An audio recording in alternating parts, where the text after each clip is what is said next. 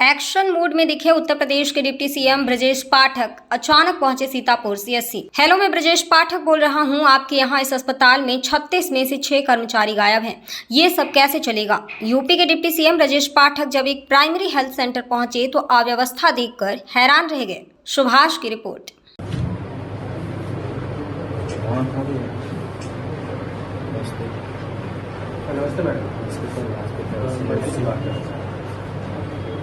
Doctor साहब ब्रजेश पाठक बोल रहा हूँ। ये महमूदाबाद हॉस्पिटल का आपने विजिट कब से नहीं किया? सब लोग हैं। अच्छा, सब लोग हैं। यहाँ 37 कर्मचारी हैं। 37 में कितने गायब हैं?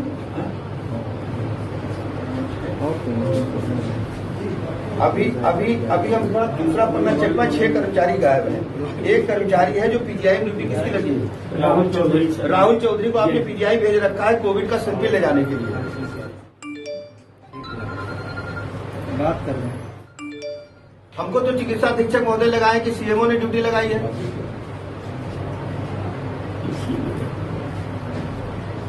हाँ, एलटी है तो कब आज गए हैं क्या वो? आज लेके गए कि नहीं गए? मैं पूछ रहा हूँ, आज लेके गए कि नहीं लेके गए?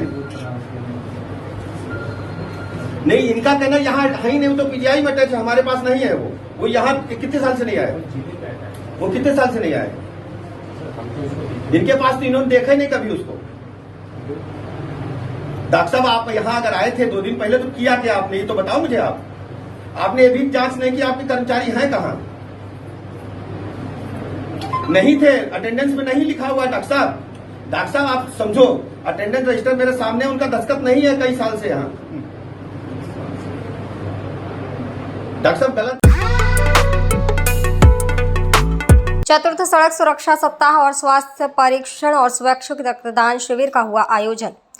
गोंडा सड़क सुरक्षा सप्ताह के अंतर्गत आज दिनांक 22 अप्रैल 2022 को संभागीय परिवहन कार्यालय गोंडा में स्वैच्छिक रक्तदान और स्वास्थ्य परीक्षण शिविर का आयोजन हुआ। शिविर डॉक्टर चेतन पारा, शहर प्रभारी ब्लड बैंक, जिला चिकित्सालय बाबू ईश्वर शरण गोंडा के नेतृत्व में आयोजित हुआ।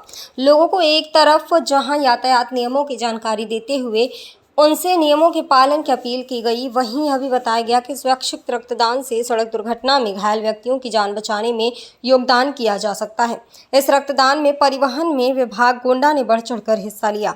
ARTO Babita Verma, PTO Shailendra Tiwari, RI Sanjay Kumar और डीवीएस सुशील भट्ट सहित अनेक लोगों ने रक्तदान कर अभियान को गति प्रदान की।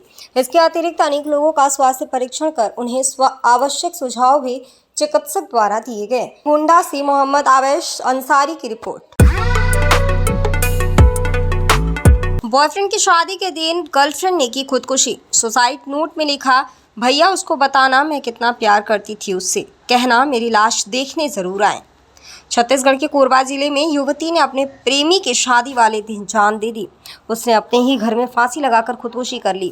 साथ ही उसने एक सुसाइड नोट भी छोड़ा है जिसमें उसने लिखा है कि भैया ये मेरी आखिरी इच्छा है कि उसको ये ज़रूर बताना कि मैं उससे कितना प्यार करती थी। उससे यह भी कहना कि मेरे मरने के बाद मेरी लाश देखने ज़रूर आए। दरअसल ये पूरी घटना हुई है कोतवाली थाना क्षेत्र के राम सागर पारा में। यहाँ रहने वाली प्रीति महंत 27 वर्षीय फांसी लगाकर खुदकुशी कर ली। शुक्रवार सुबह उसके परिजनों ने कमरे में पंखे के फंदे पर लटकी हुई उसकी लाश मिली थी। बताया जा रहा है कि युवती ने शुक्रवार सुबह ही आत्महत्या किया था।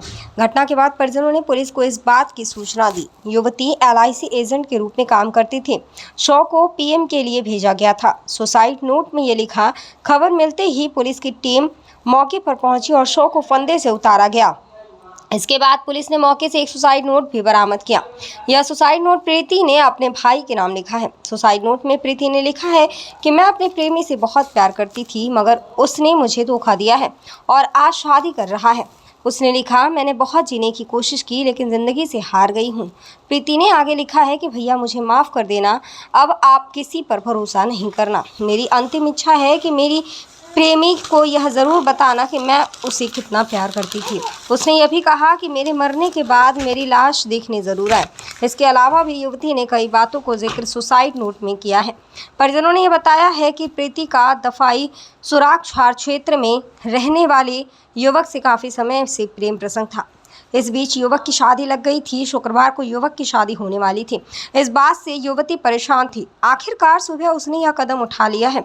इस पूरे मामले को लेकर प्रीति के भाई केशर दास महंत ने कहा है कि जिस युवक के कारण मेरे बहन की मौत हुई, उसकी शादी शुक्रवार को होने वाली थी। उसके खिलाफ कार्रवाई होना चाहिए। केसर ने कहा कि मुझे पता होता तो मैं उस लड़की की शादी ही नहीं होने देता। मैं उस लड़के से अपनी बहन की शादी करवाता। अब मुझे इंसाफ चाहिए। न्यूज़ 77 के लिए कोरबा छत्तीसगढ़ से संभाग हेड विवेक साहू की रिपोर्ट।